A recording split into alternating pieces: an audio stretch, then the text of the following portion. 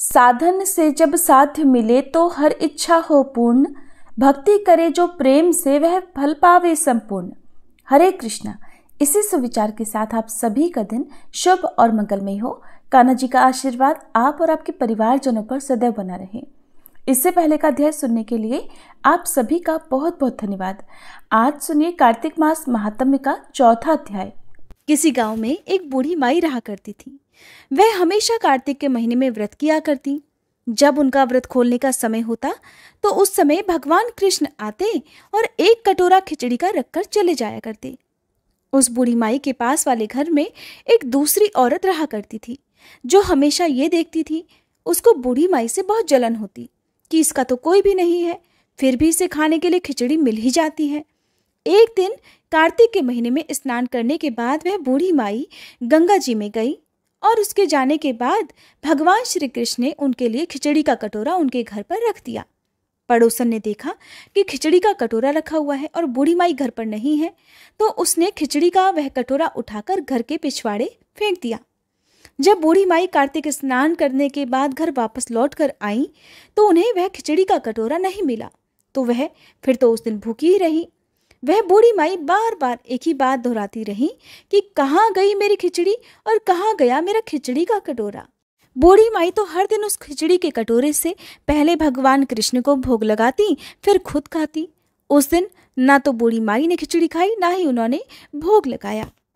उधर बूढ़ी माई की पड़ोसन ने जहाँ खिचड़ी का कटोरा फेंका था वहां पर एक पौधा उगाया और उसमें बहुत सुंदर 2 फूल खिल गए। एक बार उस राज्य का राजा उस ओर से निकला तो उसने उन दोनों फूलों को देखा, तो उसने वह दोनों फूल तोड़ लिए और अपने महल में ले आया। महल में लौटकर उसने वह फूल अपनी रानी को दे दिए। रानी ने जब उन फूलों को सूंघा तो वह गर्भवती हो गई। कुछ समय के बाद रानी ने 2 सुंदर पुत्रों को जन्म दिया। राजा के दोनों पुत्र वे राजकुमार जब बड़े हुए तो वह किसी से बोलते नहीं थे, लेकिन जब वह दोनों शिकार पर जाते तो रास्ते में वही बूढ़ी माई उनको मिलती, जो अब तक यही कहती थी कि कहाँ गई मेरी खिचड़ी और कहाँ गया मेरा खिचड़ी का कटोरा। उस बूढ़ी माई की बात सुनकर दोनों बालक कहते, हम हैं तुम्हारी खिचड़ी और हम ही हैं तुम्हारा कटोरा। ऐसा हर बार होता। जब भी वे दोनों बालक शिकार पर जाते, जब भी बूढ़ी माई मिलती तो दोनों एक दूसरे के साथ मिलकर यही कहते। बूढ़ी माई भी यही कहती। एक बार राजा के कानों में यह बात पड़ गई। राजा को सुनकर बड़ा आश्चर्य हुआ कि दोनों लड़के तो यहाँ महल में किसी से बात नहीं करते, कभी बोलते नहीं, फिर ये बूढ़ी माई से कैसे बात कर लेते हैं। राजा ने सोचा सारी हकीकत को जानना चाहिए।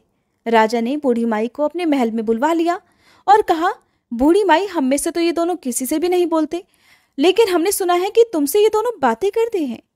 बूढ़ी माई कहने लगी कि महाराज, मुझे नहीं पता कि ये दोनों मुझसे क्यों बोलते हैं। मैं तो बस कार्तिक का व्रत किया करती थी और मेरे कृष्ण जी मुझे खिचड़ी का कटोरा भरकर दे जाते थे। एक दिन जब मैं गंगा स्नान करके वापस आई तो मुझे वह खिचड़ी का कटोरा नहीं मिला। बस मैं तब से यही कहने लगी कि कहाँ गई मेरी खिचड़ी और कहाँ गया मेरा खिचड़ी का कटोरा। तब उन दोनों बच्चों ने एक दिन सुना तो कहने लगे कि तुम्हारी पड़ोसन ने वह खिचड़ी फेंक दी थी, उसके 2 फूल बन गए थे। वह फूल राजा तोड़ कर ले गए, अपनी रानी को उन्होंने दे दिए। जब रानी ने उन फूलों को सूंघा तो हम 2 लड़कों का जन्म हुआ। हमें तो भगवान श्री कृष्ण ने आपके लिए ही भेजा है। सारी बात सुनकर राजा ने बूढ़ी माई को भी महल में ही रहने को कहा। हे कार्तिक महाराज, जैसे आपने बूढ़ी माई की बात सुनी वैसे ही कार्तिक का व्रत, स्नान और दीपदान करने वाले सभी भक्तों की सुनना। जो कार्तिक स्नान या दीपदान ना कर पाए उन सभी भक्तों की भी आप लाज रखना, उन सभी के दुख दूर करना। प्रेम से बोलिए कार्तिक महाराज की जय, भगवान कृष्ण की जय। अब सुनिए कार्तिक मास महात्म्य में आगे का अध्याय। शौनक आदि ऋषियों से श्री सूत जी महाराज ने आगे कहा, ब्रह्मा जी से अब तक के 5 अध्यायों में विभक्त कथा सुनकर देवर्षि नारद जी गदगद हो गए। वे ब्रह्मा जी को प्रणाम करके विनम्र भाव से बोले, नारायण नारायण। हे पितामह, अब कृपा करके कार्तिक मास के महात्म्य का विस्तार पूर्वक वर्णन कीजिए।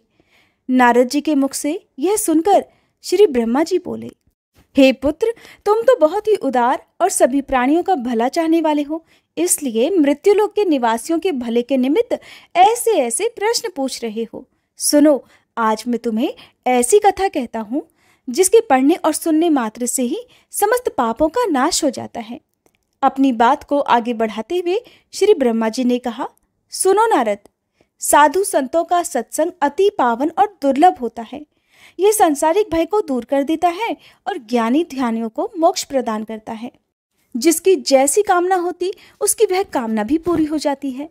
जिस तरह से गंगा जी पापों को धो देती हैं और सूर्य पापों को भस्म कर देता है, ठीक उसी प्रकार संत समागम पाप, ताप और दीनता तीनों को ही नष्ट कर देता है। आधे क्षण का साधु समागम भी मोक्ष प्रदान करने वाला होता है।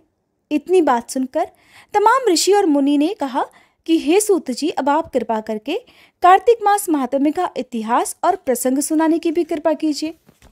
तब श्री सूत जी बोले, हे ऋषियों, एक समय चंद्र बदनी और कमल के समान कमल नयनी श्री सत्यभामा ने मन ही मन में विचार किया कि मैं धन्य हूँ जिसके पतिदेव स्वयं त्रिलोकीनाथ भगवान मधुसूदन हैं और वे 16,108 रानियों में सबसे बढ़कर मुझे ही प्रेम करते हैं। जिस कल्प वृक्ष की पृथ्वी पर बसने वाले प्राणी बात तक नहीं जानते, वह कल्प वृक्ष स्वयं मेरे आंगन में लगा हुआ है। ऐसा विचार कर सत्यभामा ने एक दिन श्री कृष्ण भगवान से कहा, हे प्रभु, मैं आपसे एक बात पूछती हूँ। आशा है कि आप मेरे हित के लिए मेरी इन बातों का उत्तर देने की कृपा करेंगे। सत्यभामा की ये बातें सुनकर भगवान श्री कृष्ण सत्यभामा का हाथ पकड़कर कल्प वृक्ष के नीचे ले गए। भगवान ने कहा, हे सत्यभामा, मैं अपनी सब रानियों में तुम्हें ही सबसे प्रिय मानता हूँ। मैंने तुम्हारे स्नेह के वश में सुरराज इंद्र से विरोध करके यह कल्प वृक्ष स्वर्ग से लाकर तुम्हारे आंगन में लगा दिया। मैं तुम्हारे लिए ना देने वाली अदेय वस्तु भी दे सकता हूँ और ना कहने वाली बात भी कह सकता हूँ। इसलिए अगर तुम मुझसे गुप्त से गुप्त भी बात पूछोगी तो भी मैं तुम्हें बता दूंगा। भगवान श्री कृष्ण की बात सुनकर सत्यभामा गदगद होकर बोली, हे स्वामी, अगर आप मुझसे इतने प्रसन्न हैं तो मुझे यह भी बताने की कृपा कीजिए कि मैंने पूर्व जन्म में ऐसा क्या शुभ कार्य किया था जिससे मुझे आपकी अर्धांगिनी बनने का सौभाग्य प्राप्त हुआ और आपके साथ गरुड़ पर बैठकर ब्रह्मलोक और इंद्रलोक में आने जाने का सुअवसर भी मुझे मिल गया। हे नाथ, पूर्व जन्म में मैं कौन थी और किसकी कन्या थी, सो आप मुझे विस्तार पूर्वक सुनाने की कृपा कीजिए। सत्यभामा की ये बात सुनकर भगवान श्री कृष्ण मुस्कुराकर बोले, हे सत्यभामे, मैं तुम्हें समस्त वृतांत विस्तार पूर्वक सुनाता हूं, तुम एकाग्र चित्त होकर सुनो। सतयुग के अंत में मायापुर नगर के अत्रि कुल में देव शर्मा नामक 4 वेदों, 6 शास्त्रों और 18 पुराणों का ज्ञाता एक ब्राह्मण रहा करता था। वह भगवान सूर्य नारायण का अनन्य भक्त था और रात दिन अतिथियों की सेवा में लगा रहता था। उसकी कोई संतान नहीं थी। फिर बड़ी आयु में उसे एक कन्या हुई जिसका नाम गुणवती रखा गया। देव शर्मा ने अपने एक शिष्य जिसका नाम चंद्र प्रकाश था, उसके साथ अपनी कन्या गुणवती का विवाह कर दिया। चंद्र प्रकाश अपने ससुर की पिता के समान सेवा किया करता था। एक दिन देव शर्मा अपने दामाद को साथ लेकर लकड़ियां काटने वन को गया। वन में उन्होंने इधर उधर फिरते हुए एक महाभयानक राक्षस को देखा। उसको देखकर उन दोनों के हाथ पैर फूल गए और भागने में असमर्थ होने के कारण वे दोनों उस राक्षस के हाथ से मारे गए। परंतु उस क्षेत्र और अपनी भक्ति के प्रभाव के कारण वे मेरे बैकुंठ धाम को चले आए। जैसे मेघ द्वारा वर्षा हुआ जल सभी नदियों द्वारा समुद्र में प्रवेश कर जाता है, ठीक उसी तरह श्री गणेश, शिवजी, सूर्यदेव और श्री हरि, इनमें से किसी भी देवता की भक्ति और उपासना करे वह हमें ही प्राप्त होता है। इसी से वह सूर्य भक्त हमारे दूतों के द्वारा पुष्पक विमान में बैठाकर हमारे लोक में पहुंचा दिए गए। इधर उन दोनों के मरने की खबर सुनकर गुणवती ने बहुत विलाप किया। रो रो कर कहने लगी, हे पिता और हे पतिदेव, अब मैं कैसे जीवित रह सकूंगी?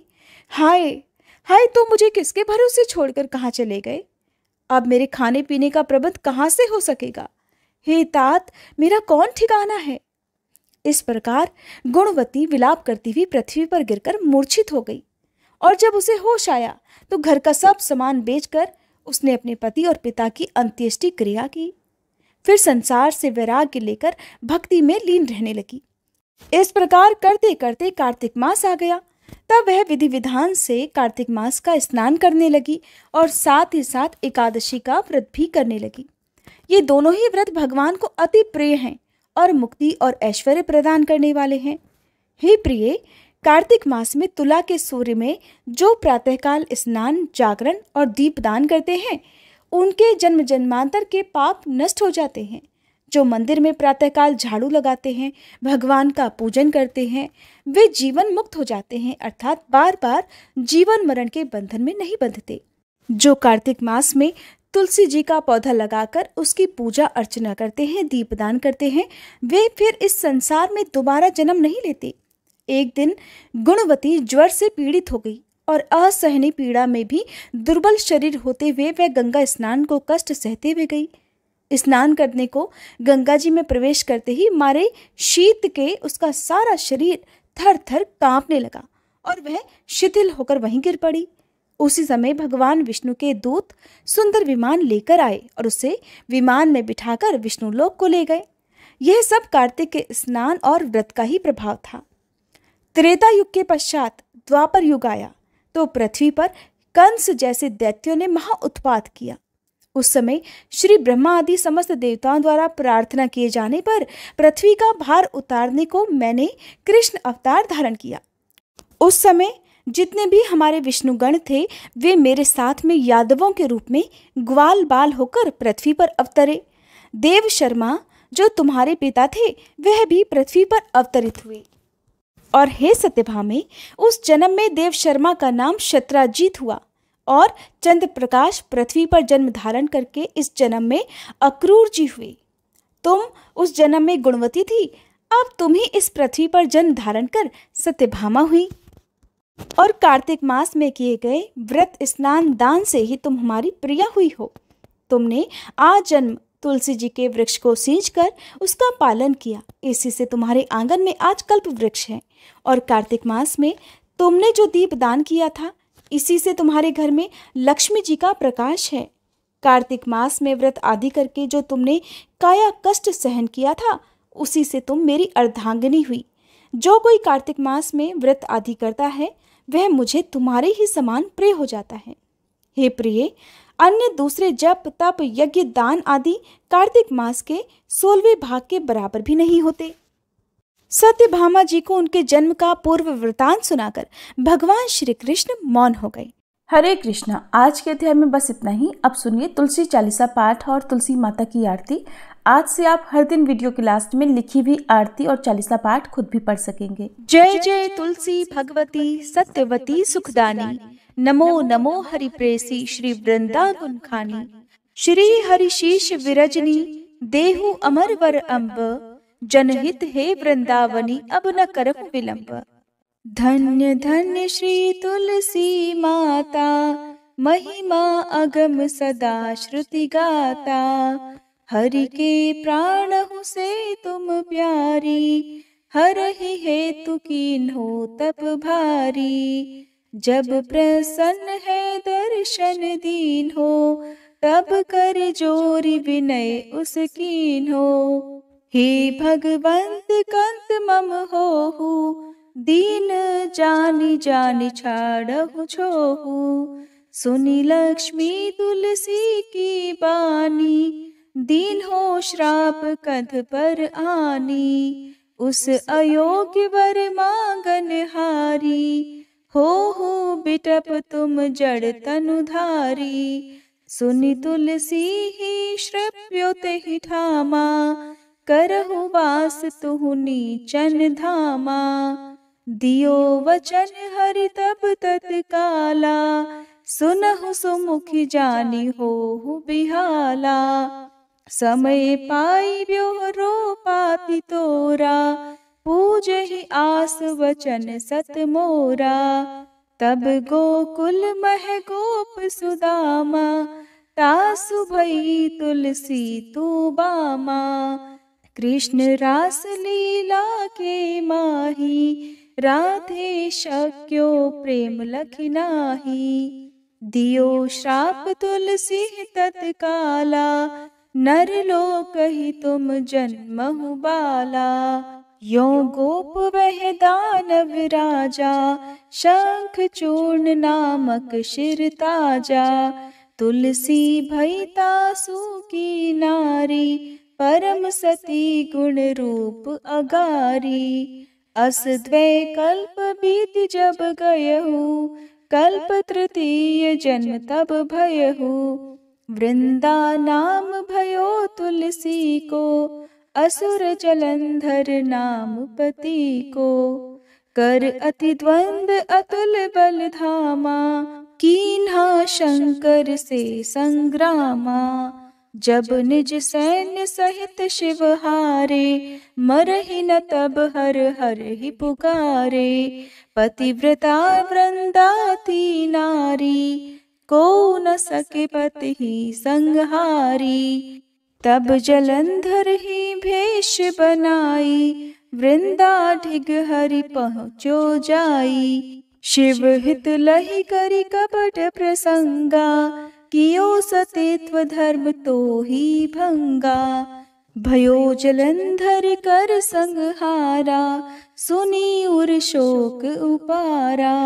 तिह क्षण दियो कपट हरि टारी, लखि वृंदा दुख गिरा उचारी। जलंधर जस हत्यो भीता, सोई रावण तस हरहि सीता।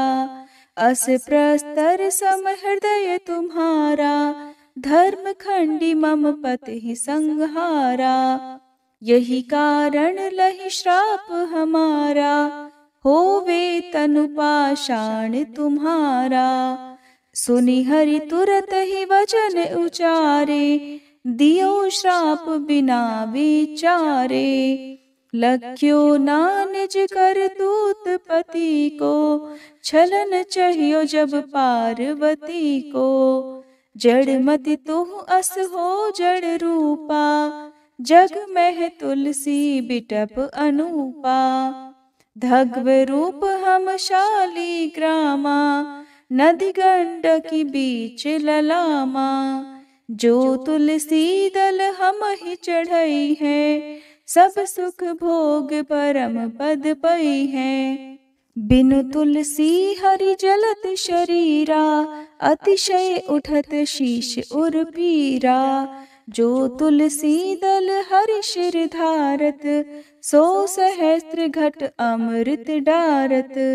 तुलसी हरि मन रंजनिहारी, रोग दोष दुख भंजनिहारी।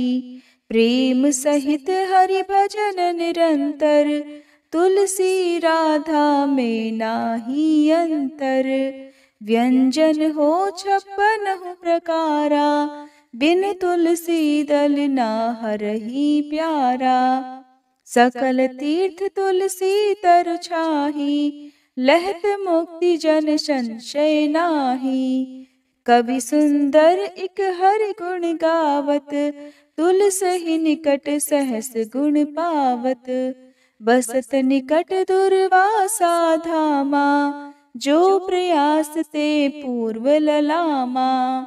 पाठ करहि जो नित नर नारी, हो ही सुख भाषहि त्रिपुरारी। तुलसी चालीसा पढ़ी तुलसी तरु गृहधारी, दीप दान करी पुत्र फल पावहि बंध्यहु नारी। सकल दुख दरिद्र हरिहार वै परम प्रसन्न, आशीय धन जन लड़ही कर बसहि पूर्णा अत्र। लाही अभिमत फल जगत, महिलाहि पूर्ण सब काम। जेहि दल अर्पहि तुलसी, तह सहस बसहि हरि राम। तुलसी महिमा नाम लख, तुलसी सूत सुख राम। मानस 40 रच्यो, जग मह तुलसीदास। प्रेम से बोलिए तुलसी महारानी की जय। तुलसी महारानी नमो नमो, हरि की पटरानी नमो नमो। तुलसी महारानी नमो नमो, धन तुलसी पूरण तप कीनो। शालिग्राम बनी पटरानी नमो नमो। तुलसी महारानी नमो नमो, हर की पटरानी नमो नमो। जाके पत्र मंजरी कोमल, श्रीपति कमल चरण लपटानी, नमो नमो तुलसी महारानी, नमो नमो हरि की पटरानी, नमो नमो। कौन महीने बोई रानी तुलसा, कौन महीने हुई हरियाली, नमो नमो तुलसी महारानी, नमो नमो हरि की पटरानी, नमो नमो। कौन महीने हुई तेरी पूजा, कौन महीने हुई पटरानी, नमो नमो तुलसी महारानी, नमो नमो। आषाढ़ मास में बोई रानी तुलसा, सावन महीने हुई हरियाली, नमो नमो तुलसी महारानी, नमो नमो हरि की पटरानी, नमो नमो। कार्तिक मास में हुई तेरी पूजा, मंगसिर मास हुई पटरानी, नमो नमो तुलसी महारानी, नमो नमो हर की पटरानी, नमो नमो। धूप दीप नैवेद्य आरती, पुष्पन की वर्षा बरसानी, नमो नमो तुलसी महारानी, नमो नमो हर की पटरानी, नमो नमो। 56 भोग 3600 व्यंजन, बिन तुलसी हरि एक न मानी, नमो नमो तुलसी महारानी, नमो नमो हरि की पटरानी, नमो नमो। जो तुलसी को सवेरे गाए, श्री कृष्ण के दर्शन पाए, नमो नमो तुलसी महारानी, नमो नमो हर की पटरानी, नमो नमो। जो तुलसी को दोपहर गाए, खीर खांड का भोग लगाए, नमो नमो तुलसी महारानी, नमो नमो हर की पटरानी, नमो नमो।